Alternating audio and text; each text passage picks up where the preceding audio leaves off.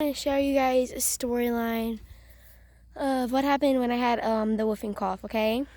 So basically what happened was I had a whooping cough, got really sick. My mom didn't take me to the doctor. I went on Google for some remedies. I found like a website or whatever with papers that dates back to like 1870s, which is pretty old, very, very, very, very old for your info.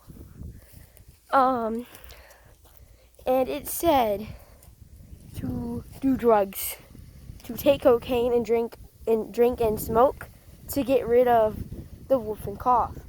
It said take cocaine, 3 liters of that a day, which I'm curious if that's true or not. Yeah.